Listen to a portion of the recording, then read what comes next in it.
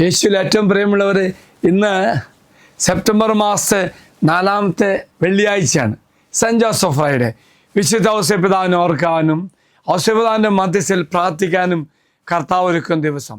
ഒപ്പം മറക്കരുത്, ഇന്ന് രോഗികളായ മക്കൾക്ക് വേണ്ടി പ്രത്യേകം രോഗശാന്തി പ്രാർത്ഥന കർത്താവ് ഒരുക്കുന്നുണ്ട്. അതുപോലെ തന്നെ വിശുദ്ധ ഔസേപ്പിതാവിനെ നമ്മുടെ മധ്യസ്ഥനായി സ്വീകരിക്കുവാനും ഔസേപ്പിതാവിൻ്റെ മധ്യസ്ഥയിൽ പ്രാർത്ഥിക്കുവാനും നമുക്ക് സാധിക്കണം. വിശുദ്ധ ഔസേപ്പിതാവ് യേശുവിൻ്റെയും അമ്മയുടെയും സംരക്ഷണ ചുമതല ഏറ്റെടുത്തു. ഒരു മരപ്പണിക്കാർ എന്ന നിലയിൽ ഉത്സാഹവും പ്രയാസകരമായ സാഹചര്യങ്ങൾ പോലും ദൈവത്തിൻ്റെ പദ്ധതികൾ വിശ്വസിച്ചു.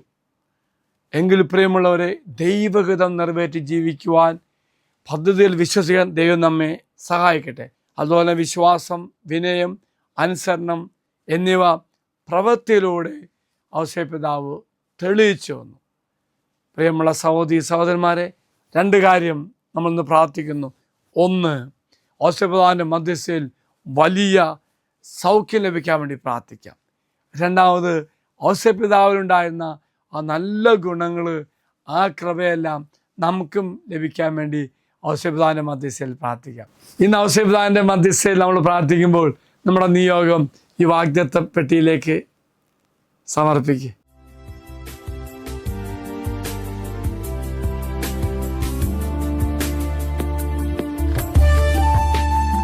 ഇത് നിങ്ങൾ സമർപ്പിച്ച നിങ്ങളുടെ എല്ലാ നിയോഗങ്ങളും അൾത്താരയിലേക്ക് അച്ഛൻ സമർപ്പിക്കുന്നു.